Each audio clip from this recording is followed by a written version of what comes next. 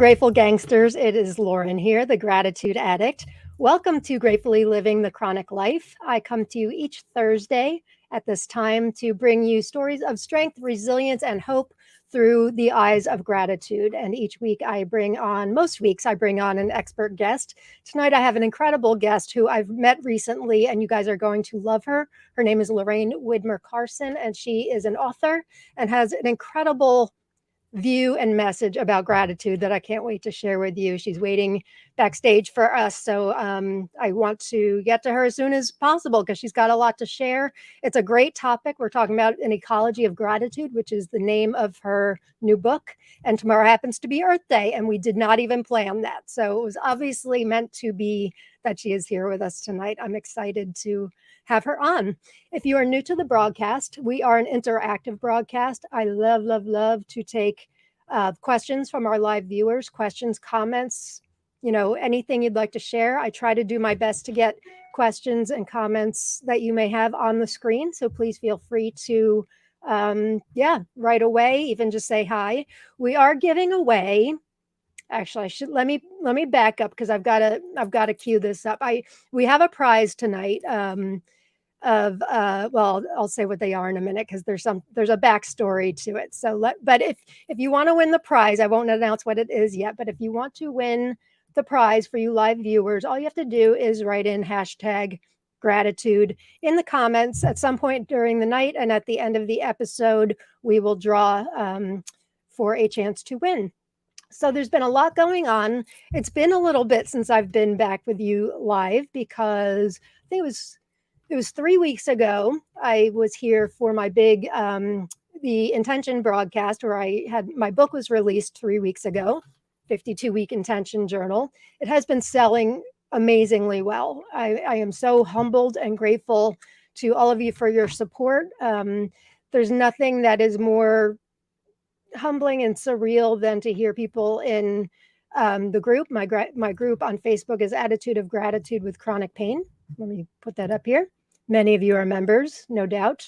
You guys are really just blowing me away with how kind you're being about with your words of gratitude for the book and how much you're really enjoying it and stuff. And for a relatively new author, this is my second book, but the first one only came out in November. So it's really just so breathtaking, and I'm full of gratitude. So thank you. Along those notes, I was told by our senior moderator, Linda Edwards. She hosts our twice weekly live chats called Flush the Format in the group, where people can go in and share outside of our regular group rules. In the group itself, we are a no complaining group. But in our live chat, you can vent away and do whatever you need to. So apparently they were discussing the book yesterday, and they were saying that the book is so beautiful that they're afraid to write in it. Now, it is a journal. I do write. I have writing, and I talk about a different topic for each of the 52 weeks. But there is space for you to write so you can craft the life of intention that you want to live. So apparently people were discussing that the book's too pretty to write in. And then Kirsten Blake apparently was talking about these special pens she has that are erasable.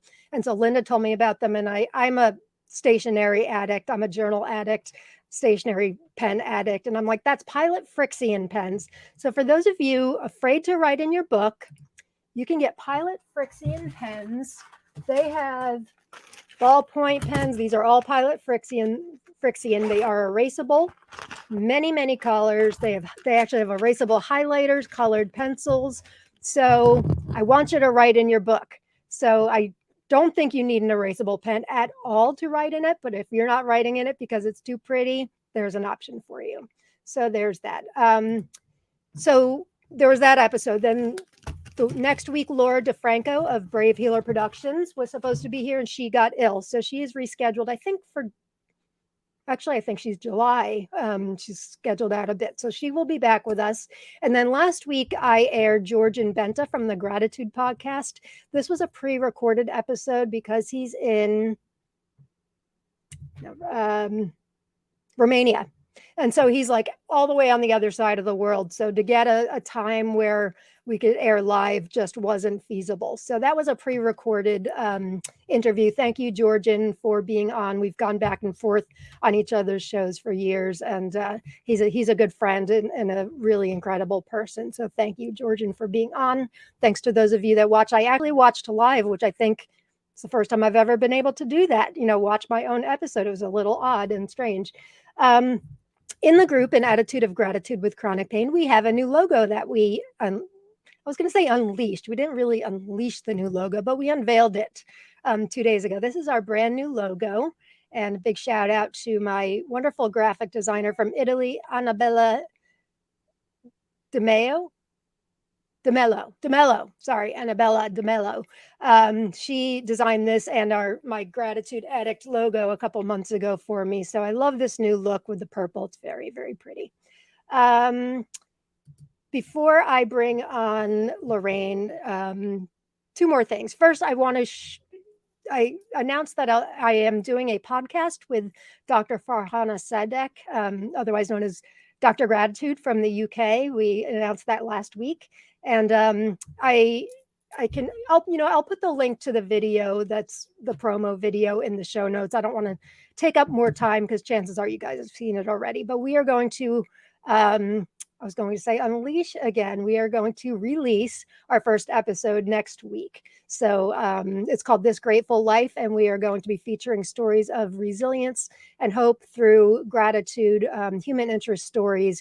We are being just so humbled by these incredible stories and people willing to be so vulnerable, share their truth in order to help others through their own struggles in life. So excited about that.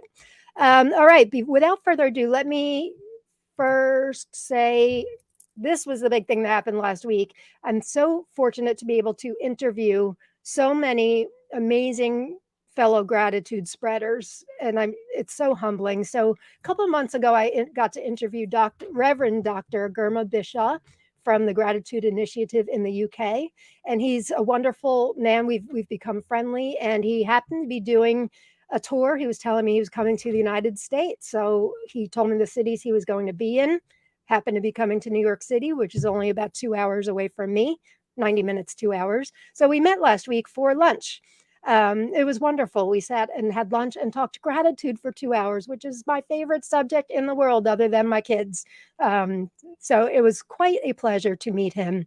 And so the prize we're giving out tonight, you can see in this picture and here, these gratitude sunglasses by Sharon Saraga Walters, who was on the show a couple weeks ago. She sells these gratitude sunglasses on her website, which is gratisize365.com.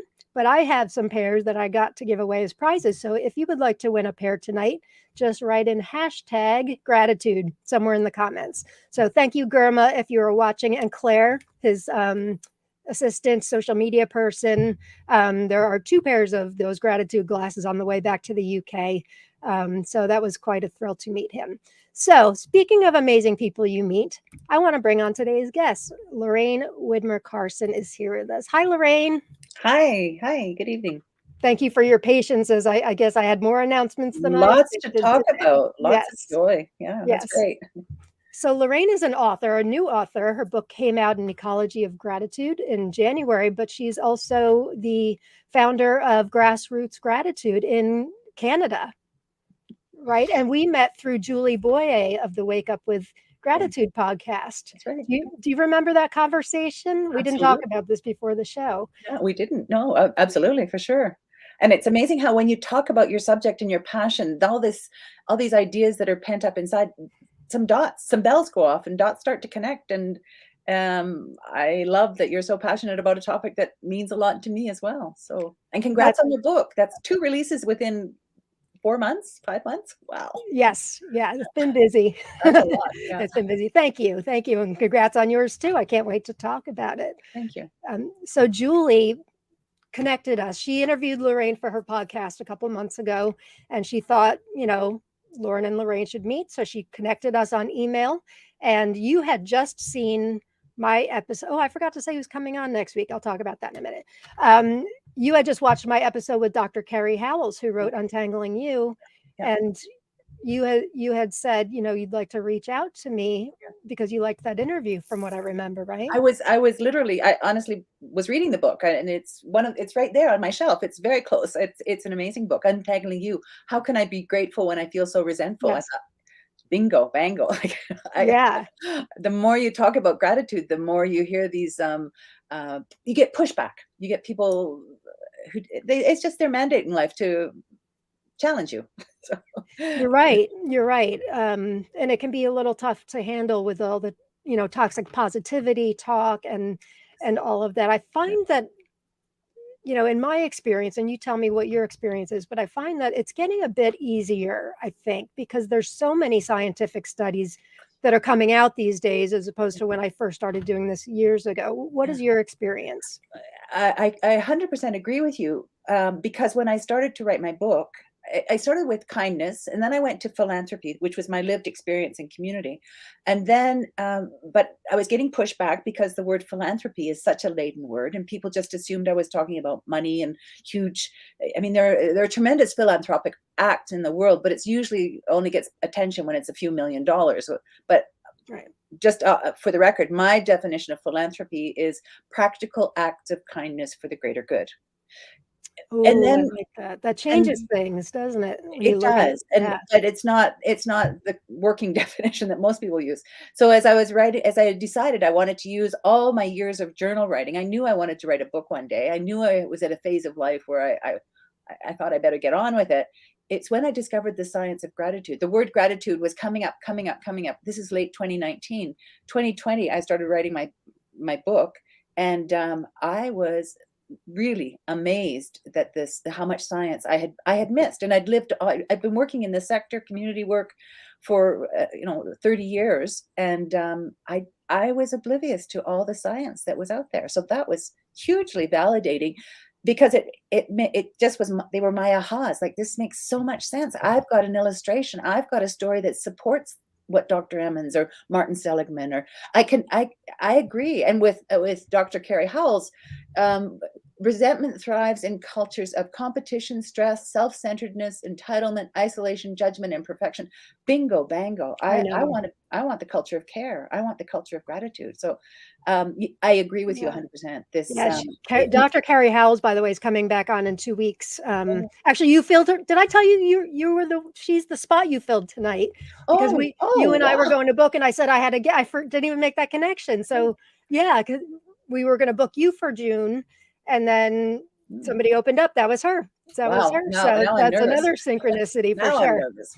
Um, so this is the book that Lorraine has written. It's called An Ecology of Gratitude, Writing Your Way to What Matters. So you have a background in, ecology and journaling. So how did you marry all of this together? Why did you start? Like, what is your background, and how did you fall into this work? So my background in in life, I did study science, and I live inside a national park, which is on sacred lands, which, we have an awful lot of conversations around being guests, and we're all treaty people, and we live in a place that's, it's mountains and rivers and glaciers. And the reason I'm here is because I love nature, and my husband loves nature, and we love to hike and ski and enjoy the outdoors. And we've raised our family here, and my story is really centered on family, 4 children, and then the activities that they introduced me to, which were far beyond what I expected. But the 2 of the kids have gone to the Olympics and cross country ski racing and high performance sport, and Wow. I was just kind of constantly trying to keep up with whatever was going on. And when our 4th child was born, my husband was running a restaurant, and he's not around very often, and certainly not at bedtime or supper time. And it was busy, it was chaotic, and my coping tool became my morning papers. Every morning, I would I'd get up before the kids, make a quiet cup of coffee, sneak out to a little writing cabin we have in the backyard, and I would write my 3 pages a day. And I did that constantly through all of the children's early years, and then through the high performance years. And then I became I had a variety of roles in community, but when I became the executive director of the local community foundation, which is a community grant making agency and a community endowment fund builder, so that we had this double prong of, we had two big programs: raise the money and reinvest the money in community. And what you don't reinvest, goes into the endowment fund. So my trajectory to my writing was really balancing a lot of different strands of energy, a lot of different uh, lines of thinking. And during my working days, it was kindness, and that be kind, just go be kind, just trying to encourage a culture of kindness. And as I mentioned, when I decided to write my book, it started with an ecology of kindness, and ecology being the word that it's about relationship and it's about energy transfer in its simplest terms. And that gratitude is just such a relational emotion. And when I found the Wow. science that said gratitude is a pro-social emotion, that was my bingo bango. I wasn't wanting to dip into the faith-based version world of gratitude, and I didn't want to get into the mysticals too far into the spiritual, because I am motivated to try to stay in the here and now, and be practical and helpful and encouraging, because the world needs actors. We've got so many philosophers and great ideas, but we need the actors to help us make the changes that we need. Wow. That's amazing. It's such amazing insight. There's so much in what you just said that I'm trying to unpack here. First of all, the definition of ecology, my mind goes to, nature, of course, the earth, but your definition in the simplest terms, and then applying that to gratitude makes so much sense. So Yeah. much sense. So all of these endeavors that you have between the earth and then, your love of the earth, which and kindness, it all goes together and relates with gratitude. So it seems like a no-brainer for you then too. It kind of And the was. journaling, right? And it's completely authentic. In fact, there's a quote on my board. I'm just going to grab it because this is a Rachel Carson. My maiden name was Carson, so Rachel Carson, Earth Day. I have to read this to you. It's a quote from her A Sense of Wonder, her book that she wrote with her nephew. And if you don't know who Rachel Carson is, but Is this on your she website? is I feel like I may have read this on your. early 60s, Silent Spring. Okay. She called the alarm on the link between pesticides and the thinning of eggshells, birds' eggshells. She Oh, lived wow. in your area, and she is the mother of modern day environmentalism. And Rachel Carson is one of the people that I have always admired. She states, if I had the influence with the good fairy, who is supposed to preside over the christening of all children, I should ask that her gift to each child in the world be a sense of wonder so indestructible that it would last throughout life as an unfailing antidote against the boredom and disenchantment of later years.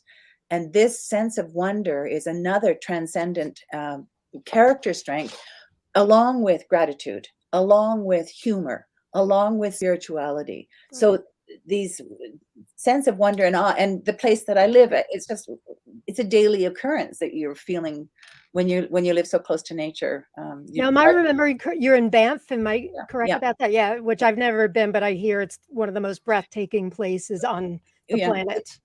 I live inside Canada's oldest national park, which is a huge privilege, but it's also a responsibility. And Sure. I have to say, we're not getting everything right. Yeah.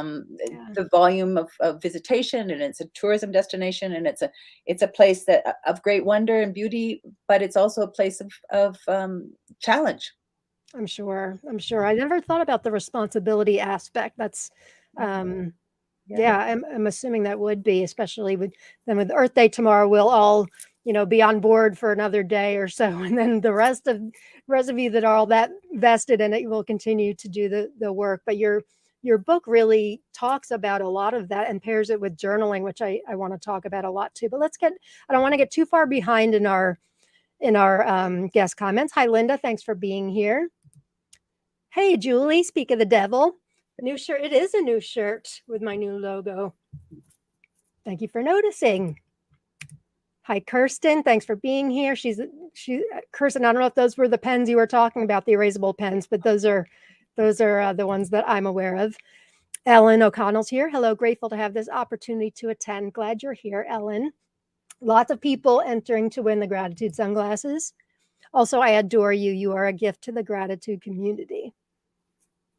I assume she's talking to you. Oh, I think she's talking to you. We chat each day. We have the mutual love going on. I'm sure she's talking to you. Oh, sweet. Thank you for being here, Julie. Oh, I Xerox the pages. You people write in your book, people. Write in the book. It's meant to be written in, but at least you're writing it all, I suppose. Suzanne Loss is here. Hello. Thank you guys all for being here. Lachelle Adkins, America Supermom. We've got America Supermom watching. Hey there. Thanks for being here, Lachelle. Let's see. Hello, my friend. You look so beautiful tonight. I love the hairstyle, and that shade of blue looks so good on you. Well, thank you. I don't know who you are, Facebook user, but thank you. I'm assuming we are friends since you said my friend. If you're watching from inside Attitude of Gratitude with Chronic Pain, you have to log in and grant StreamYard permission to use your name and profile photo because we are a closed group. So on my screen, you show up as Facebook user. But thank you for the kind words. I appreciate it. Hi, Sandy. Thanks for being here. Linda, I told her about the pens. She received them today. Good job. Oh, love my hair. Thank you. Wow. I guess I'm having a good hair night. Thank you, everybody. Love the logo. Thank you. I assume you mean of the group. Is this live? Yes, it is live. It is live. If you are watching on Thursday at around 8:22 p.m. Eastern Standard Time, it is live. Otherwise, you're watching the replay. And thank you. Love the logo. So glad to hear it. Thanks for the shout out. I am so glad to see you both together on this broadcast. Well, thank you for the introduction, Julie. Julie and I, one of the nice things about this gratitude community is that we're all so supportive of each other's endeavors. There's never any, competition because we feel like everybody has a place and, what's the competition? We all spread more gratitude, right? So, when I find somebody new, like you, Lorraine, and all the other guests that I'm so blessed to have, it's just, the more I can share and, about your book and your message, the better as far as I'm concerned.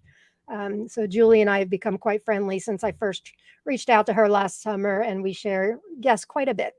Guests on Sacred Land, powerful image for sure.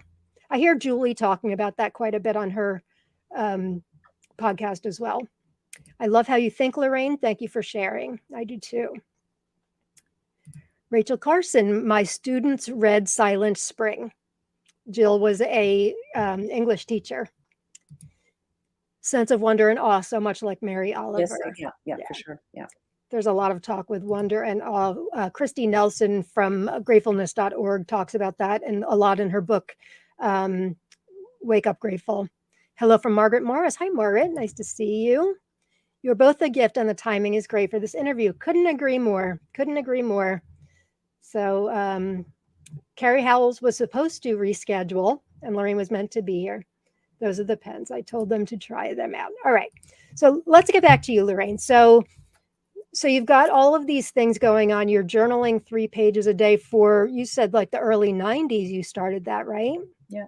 3 pages a day is a lot of journaling. Yeah. Did you ever intend on writing a book? Yes. I thought that my journal writing would help me. Yes, I thought I was writing a book. And I wondered in the beginning if I was writing a memoir. And later on, in fact, my style of journaling, obviously it evolved as you practice. What I think one of the benefits is I'm not afraid of a blank page. I'm not afraid of writing in a journal. I'll take a book and I'll underline and write all over it. So when I get my copy of yours, I'll be fine just to write in the book. They've got these really thick pages and they're really bright and colorful. So I think they're saying it's just too pretty, but consider meant it to be a written challenge. consider it an invitation. How can you make it yours? So take it Yeah. and customize it. My Agree. style of writing now is not necessarily in direct response to a prompt, although my book offers prompts, and my book is trying to encourage people just to not be afraid of the page, not be afraid of all the negative stuff that potentially can bubble up. And it's a stream of consciousness writing, or just a free association now. So I now use my journals as really what am I thinking? What's going on? What do I have to figure out? What's holding me back? Why am I not doing why am I not working on these goals? Or I use it as a coaching tool. I use it as a mental floss and my personal coaching tool. It's my productivity. It's my leadership tool. How do I figure out what's going on and what are my blocks? And then I try to end every single day with at least one or two things that I want to achieve. So an affirmation or an intention, or gratitude. So I always try to land up in a positive place, no matter where the words have gone. And sometimes I'm very negative, and I'm having a rant, and I'm really cross, and I'm angry. And in my book, I talk about emo diversity, that the more healthy person in your emotional ecosystem, the healthier person has a greater range of emotions. We can't just keep ourselves in a narrow band of Little Miss Sunshine. That you're denying something. If you're there all the time, you're not setting yourself up well for the future. That's right. That's So exactly we right. have to feel all the feels. Feel the feels, walk through them. You can't skirt around them. You can't go under them. You can't go above them. You've got to walk through, but you don't have to stay in the middle of it either. You can walk through, wave it goodbye and move on to the next one until the next one happens. But we do have to feel those feels. Yeah. And so for you, that's been dealt with journaling all these years. Yes. Yeah. It's been my coping skill. It's been my right sizing the dream skill. It's been my fund development, and gratitude, and fundraising, and living in community. It's all relationships. It's all relationships. It's all relationships. Every base is covered when you get to gratitude, it feels to me. It really is. And, getting back to, talking about like Kerry and your work, and, everybody in the gratitude field they've got a niche of some kind, and there's room for everybody, because gratitude really kind of can relate to just about every situation in some way. With me, it's generally chronic conditions, chronic pain. You've got the journaling aspect and the earth, but, I want to share your book again, The Ecology of Gratitude, which came out in January. I have many books I have many gratitude journals and several on gratitude journaling. This is a very comprehensive book on journaling.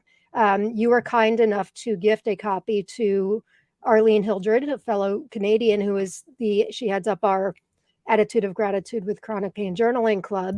So we'll consider it for a future possible challenge that we do in the club. But talk about, what did you set out to do with this book? What was your goal? What did you hope to accomplish? Well, first of all, to try journaling. I think it's a really powerful, pretty accessible tool, except that people have mental blocks against it. It takes a piece of paper and a bound journal. And I absolutely advocate for not writing online. I mean, physical limitations, of course, or Right. But if the world is open to you, I'm a paper and pen girl take myself. a paper and a pencil. Yeah. So the introduction is talking about journaling, and absolutely advocating for getting to your journal and get comfortable writing. And then, so as a journal writer, as someone who's been writing in her journal for that many years, I am convinced, beyond the shadow of a doubt, that it's really helped me figure some things out, grow emotionally, grow my self-awareness, grow my leadership, grow my community involvement, grow my understanding of purpose in the world.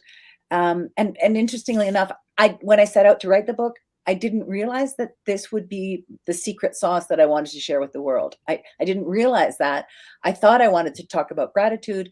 As I got into the book writing process, I knew I wanted to use my lived experience and my anecdotes. I wasn't trying to write a memoir, but I wanted to use my authentic experience as an encouragement for others to say, or give people permission to, it's nobody's perfect around here. We're doing the best we can given the tools we've got. I'm privileged. I'm lucky. I've had some tremendous highs in life. I've had some tremendous lows in life. And but through it all, my journal kept me grounded, humble, appreciative, in touch, thinking, using it to reflect on things that I'm reading or current events that are happening. It's just a tremendous filtering tool. So number one is write in a journal. Number two is really, really embrace the science of gratitude. Embrace all the writing and the books that are available for us now to get more positivity into our lives. So it's the power of positive thinking. I wouldn't say I'm advocating for happiness. I didn't ever want to be responsible or accept responsibility for another person's happiness.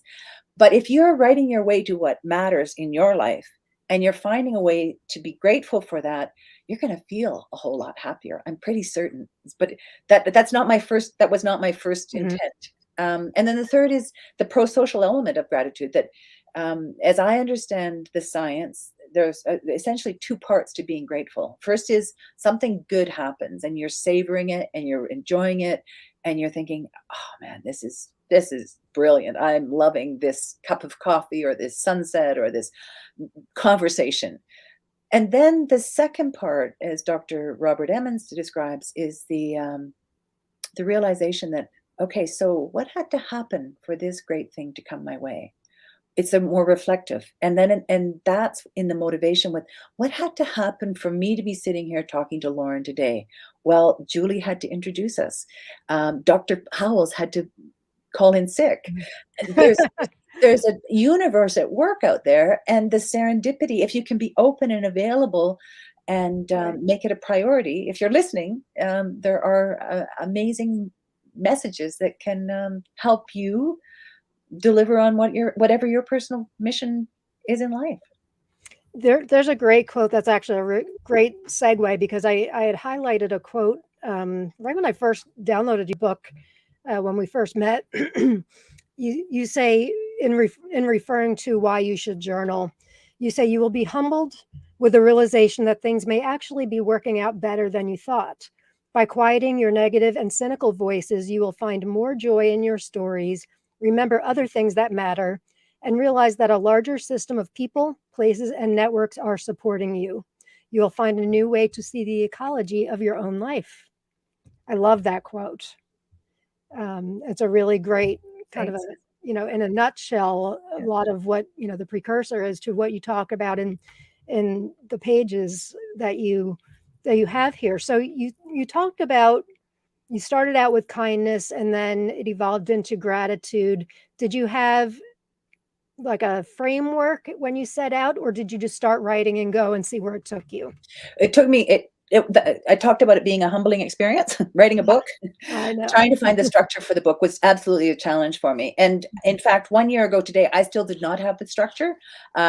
In May, I started to think, okay, so I would like to structure it on a 30-day. Yours is 52 weeks. I decided to go with 30 days. The science of and essentially it's about forming new habits. So the science says that it'll take at least 14 days of regular gratitude journaling before you start to notice a shift. Right. It may take 30 uncomfortable days before you actually are building a habit, but it's actually probably 90 to at least 90 days before you're making a lifestyle change. Right. So I thought, well, between 14 was a little short. 30 sounded like a 30-day series of anecdotes and prompts and science, sharing science. I thought that would be, yeah. So I worked with 30 days. I actually had 21 and that didn't quite work because I had more to say. So Yeah. 30 days and the encouragement, I'm now telling people now that my book is out in the world, originally in the introduction, it's an encouragement, do it every day for 30 days. It's a little bit hard. If you're just starting a brand new habit, that's probably a bit demanding. So now I'm telling people or encouraging people to read the book first and then decide whether you want to do it once a week for 30 weeks or whether you want to do it a couple times a week over 90 days. But give yourself an accountability checklist. And it's absolutely encouraging you to be accountable to yourself. It's not for me that you're doing this. This is your discovery tour. But I did want to have a narrative arc that would uncover some kind of difficult places, the midsections, day 14 to 21. There's grief and gratitude, there's dealing with memories, there's dealing with some of the pain points in life. And then I'm able to continue by going out to 30 days, ending in a spot where you've got a new skill, you've got a new insight, you've got a new understanding of what's important to you. So what are your BHAGs? What big, hairy, ambitious goals would you like to set for yourself? Or is it just a mini goal? Is it just something that is just, I want to keep journaling, and that's your goal? Then yeah, so 30 days, it was a bit of a challenge to figure the structure out, but I think it works. And yeah, Yeah, the feedback, I'm eager for feedback, and I'm getting positive feedback. So that's always very validating. it's wonderful. I mean, like I said, you go into so much detail, and the more detail, the better, as far as I'm concerned, when it comes to gratitude. But I appreciate that about the book, because it's not just what are you grateful for today and have blank pages underneath it. You dive into the nitty gritty and the hairy warts of life and all that, and help people to really kind of figure that out for themselves. Where can this apply to my life? Right. And you mentioned before the episode that you have a section, I don't know if you want to talk about it now, but you have a section about pain in your book. You said somewhere around Day 7.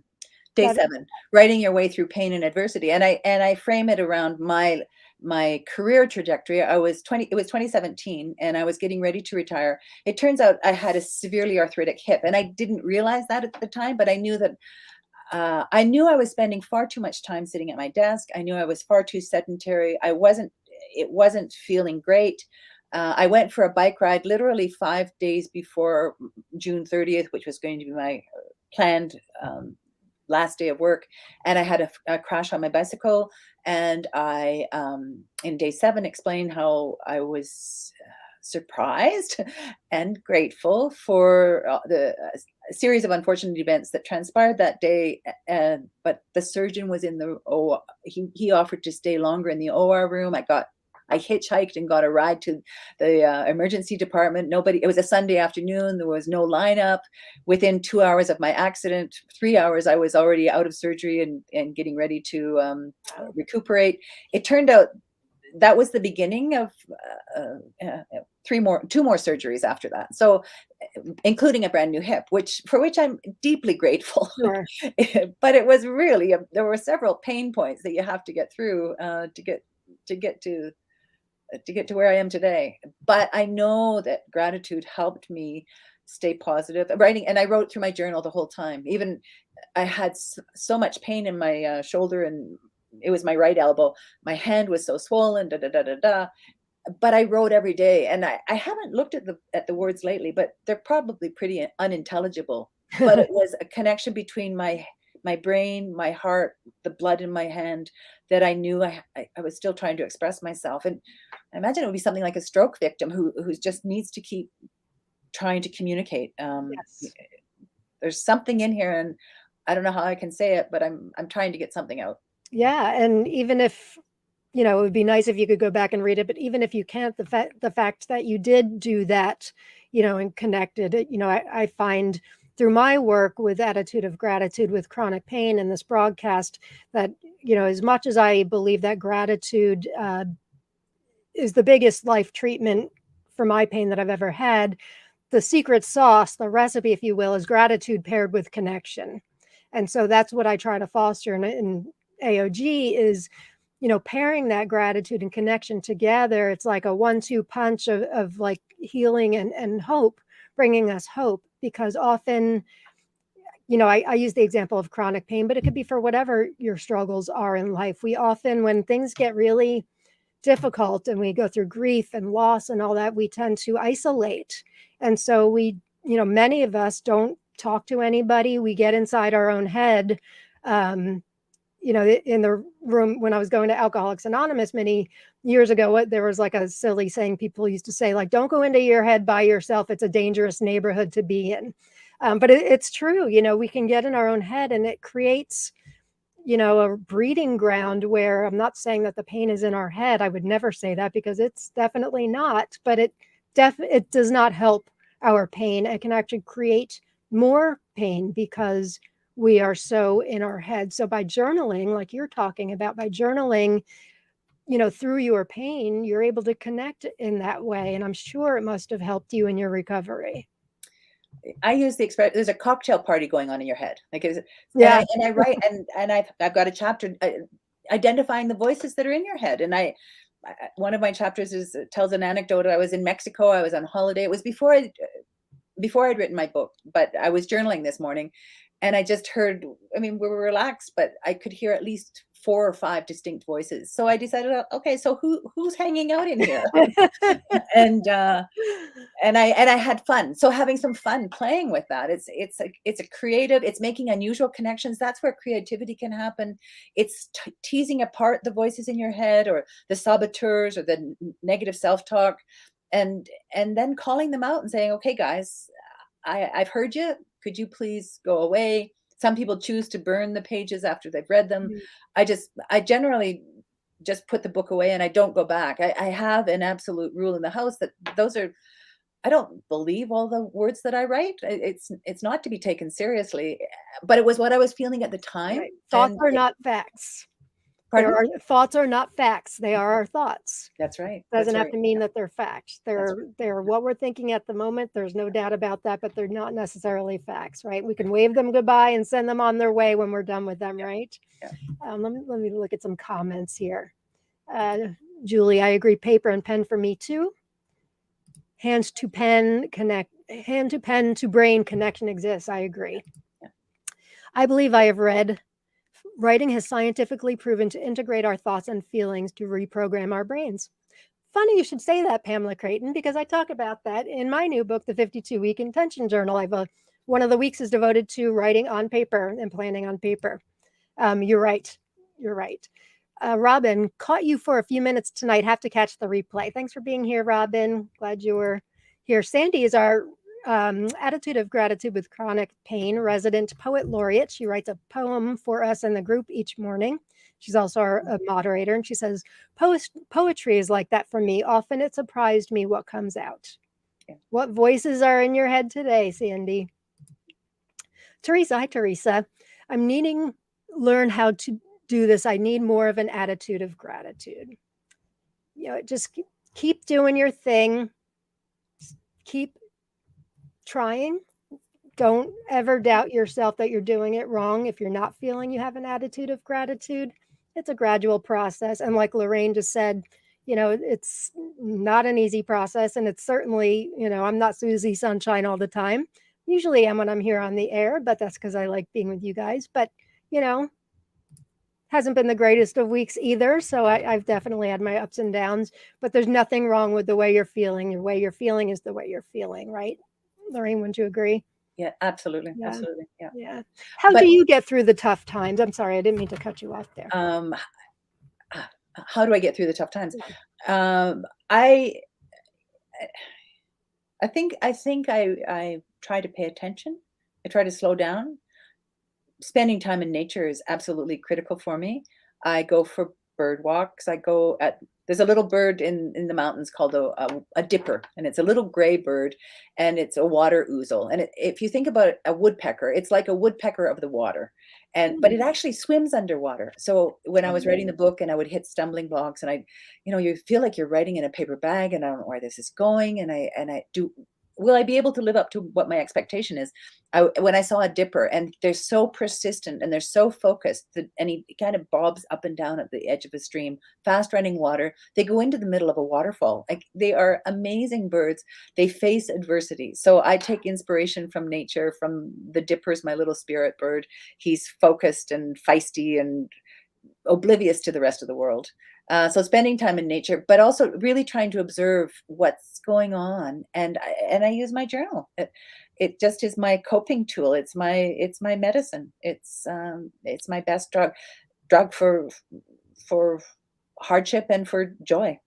That's a good point. And I think journaling too does help us to acknowledge our feelings, whether they're positive or negative, right? So when we're able to acknowledge them more and pay attention, we can be a little bit more fine-tuned in with how we're feeling, and be able to act appropriately, right? There may be days where we need to practice more gratitude, because we have that natural negativity bias built in us, don't we? So, Yeah. for every, 100 great things said about you, somebody can say that one negative thing, and you're going to be harboring thoughts for that one negative thing. So it requires us to do the work, lay that groundwork with gratitude to offset that even a little bit.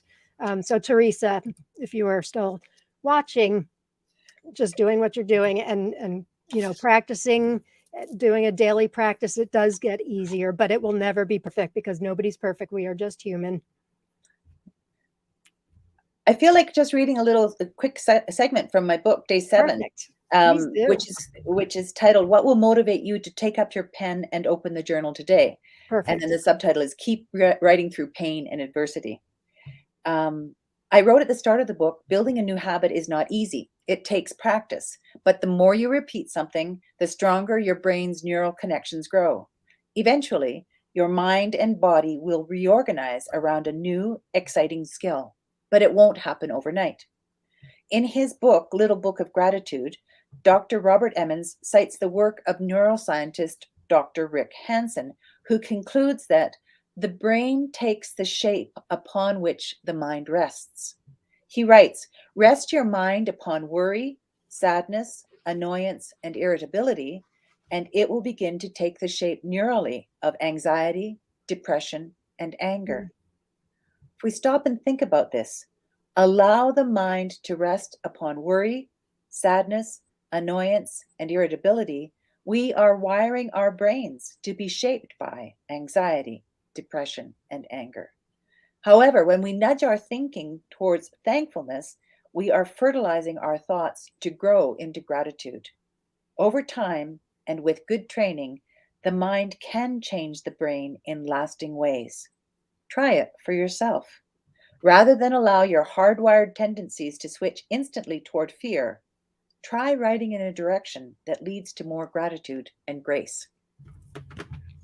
That's amazing. That's amazing. Gang, I know you agree with me. There's some pretty powerful and truth bombs in there for sure. It's true.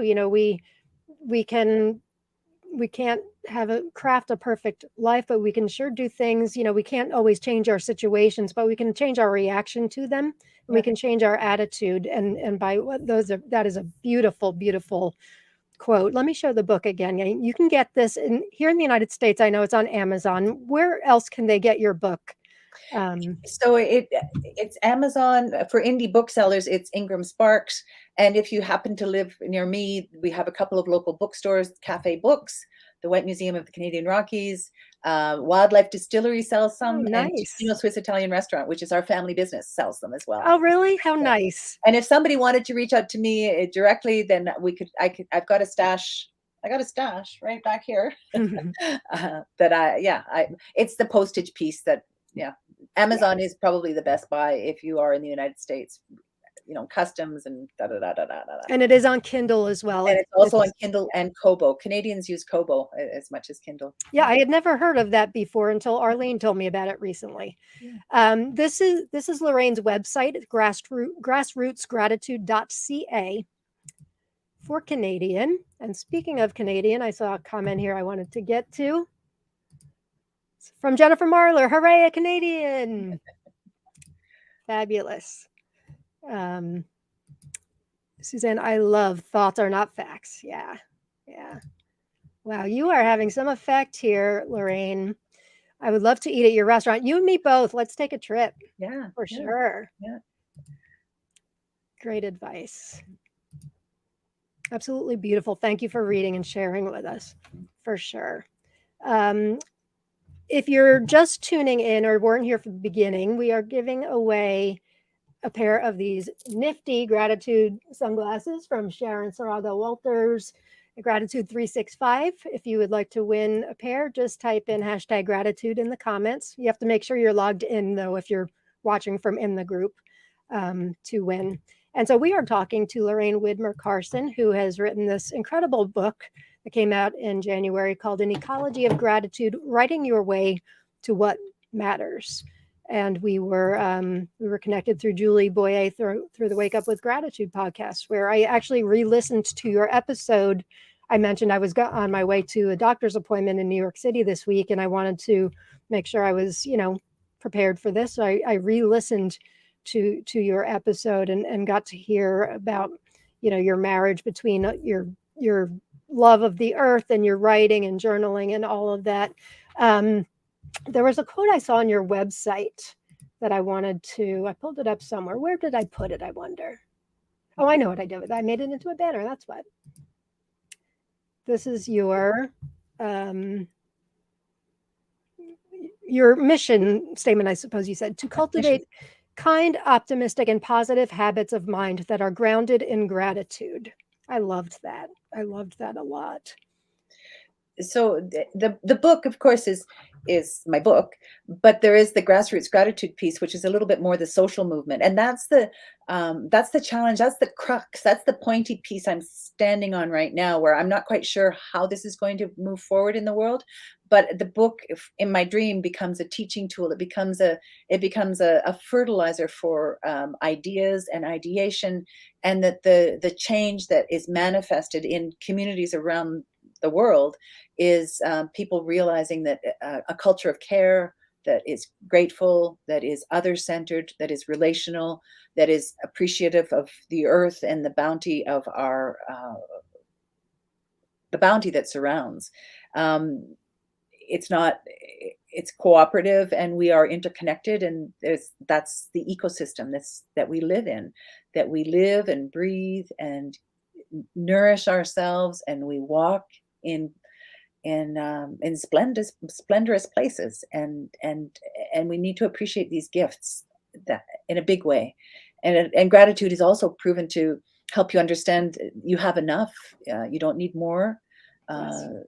you are enough, you are doing the best you can with the gifts you've got, and use those positively. These are your gifts, I was talking to somebody about this. I feel like it was just today, or maybe it was yesterday, that those feelings of lack that we often have, or situational, things. And I talk about this in my new book too, that we often think, if this were to happen, if this would happen, or if only I had this, things would be better.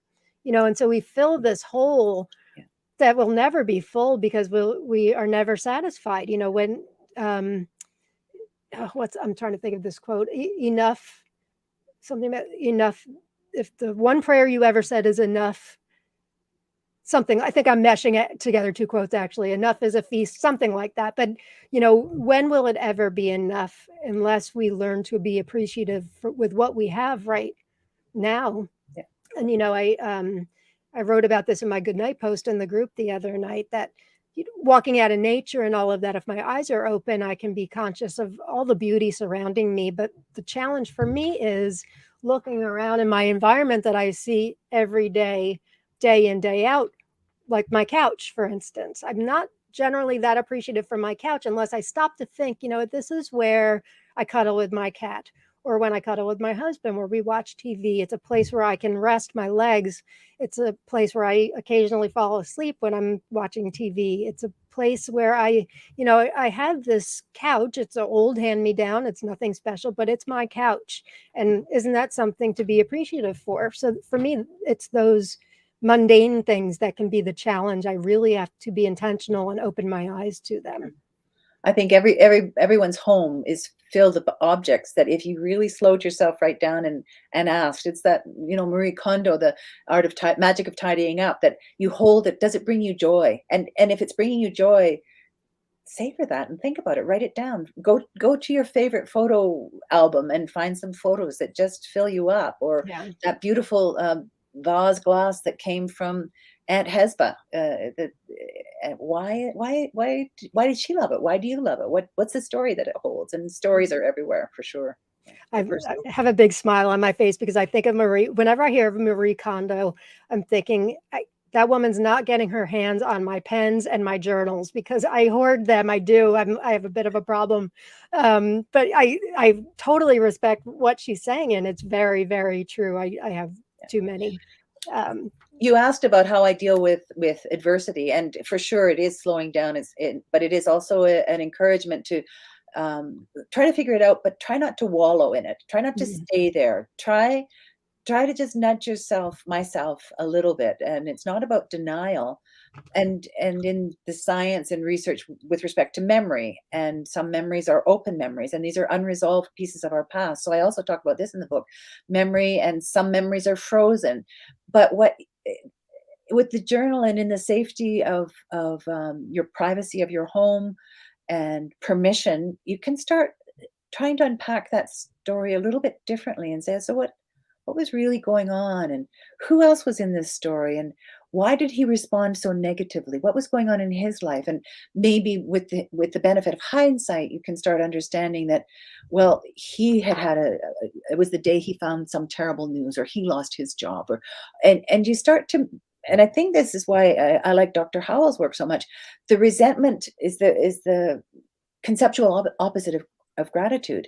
And on the days that we're feeling so much fear and anger and resentment and anxiety, you might be at that end of the string, but there's a strand to untangle. And how could you get just a little closer to who could you forgive, or how do you let yourself off the hook here? Like, you were really stupid. You said something really mean. It was nasty. It wasn't your best moment. How are you going to let yourself off the hook here? Like, it's learning to be gentle with yourself as well, It is, and forgiving others. others does not let the other person off the hook. It's really letting ourselves off the hook, because harboring a resentment is not hurting that person. Trust me, it's just hurting us, Yeah, right? And that yeah. can be difficult, easier said than done, but very true. The other point in with respect to, you were talking about trying to be satisfied. Dr. Seligman, the author of Martin Seligman, the founder of the positive psychology movement, he was writing in 1996, and I just find that so coincidental, because that's exactly at the time I would have started writing my journal, Mm, 95, 96. And so I was being bathed in this academia that I had no idea was going on, yeah, but the vibrations were out there, I'm sure. So Seligman, he writes the book of Authentic Happiness and yeah, Flourish, and he also writes that the positive emotions of confidence, hope, and trust serve us best not when life is easy, but when life is difficult. In times of trouble, understanding and shoring up the positive institutions like democracy, strong family, and freedom of press are of immediate importance. And I have to say that today's news is bleak in Russia, Ukraine. There's sadness, and it kind of, I hope it should harden our resolve to try to be kind to one another, to try to understand, to try to cut some slack, because we've got big big vibrations that we have to send into the world, that we that's need a to yeah. really good way to look at it. We can't really solve the problems in the Ukraine, but we can do our little piece to send out those vibrations, be kind to one another, be kind to ourselves, and have create a ripple effect that, first we had COVID, and then all of this mess. We just need some more kindness. That's a really great way to look at it. For those of you who didn't see already, this is Lorraine's website, grassrootsgratitude.ca. She's got a wonderful newsletter you can subscribe on her website. And her book, again, is An Ecology of Gratitude, Writing Your Way to What Matters. So please go on her website, check out her book. If you are in the journaling club, we're exploring doing this at least segments of it, possibly for a future challenge. And we're going to give away a pair of sunglasses. But before I do that, I forgot to say who's going to be on next week. So next week, Dr. Lillian Yums Bacon. She is going to be on. It's at a special time, which is why I wanted to say this before the episode ends. She's from the Netherlands. So she is a gratitude researcher and author and a lifespan psychologist. She's amazing. I swear every study I've read on gratitude lately when it pertains to chronic illness, her name's behind it. So she'll be on next Thursday with us at 4 p.m. Eastern Standard Time. And she has a new book out called A Search for Gratitude. So let us give away a pair of sunglasses. Let's see here. Stop screen. Thank you to Sharon Saraga Walters for designing these awesome sunglasses. Let's see here. Giveaway tool. Here we go. Get anybody? Yeah, we've got some. Okay, good luck, everybody. Whoever wins, you can PM me your address and I will send this out to you. Vicky Blackburn. Vicky, you're a big winner lately. She won my book a couple weeks ago. Congrats, Vicky. You're going to look styling in these glasses. I will get those right out to you. And if you'd like to order a pair for yourself, gratisize365.com. Lorraine, I told you the hour would go fast. Was I lying? No, you know. It goes fast. It goes really fast. Anything you'd like to leave us with as we close down tonight? Sure. Call to action is please try. Pick up a pen, take a journal, find your secret spot, a place that you feel safe, you're comfortable, and just start practicing doodling. If that's all you can do, start with a doodle. Grab a pen. Lauren's got her book. My book is available. I'm moving into the space where I want to be able to help people, to offering workshops to get comfortable journaling, and then journaling your way to gratitude. And gratitude is what's going to that's what's going to bubble up. If you give yourself enough space and time, you're going to it's a sanity tool that you can't stay in the negativity. And I think post COVID we really need to find ways to socialize safely. And I've coined the little phrase that gratitude is social contagion that needs no vaccination. Oh, So I love that. use your gratitude. It's to socially connect. And even if it's a stranger at the bus stop, just say hello, and your day will be your day. You'll make two people happier. Your day's going to I go was better, gonna say and that, that yeah. other individual is going to say, somebody said hi to me. Yep. You never ever know when a kind word, even a smile, Yeah. can change somebody's day around. You just never know. And our words are incredibly powerful. That's great advice. Lorraine, thank you so much for being here. It really Thanks. has been a pleasure. I have no doubt we will be working together in the future. Look forward to it. Yeah. Grassrootsgratitude.ca. Thank you all, for those of you that were live and watching live and contributing. Thank you for being here. For those of you watching the replay, thank you for watching, and I will see you all next week. Get your gratitude on. Peace and love. Bye, gang. Bye bye. Bye bye. Thanks, Lauren. Thank you for being here.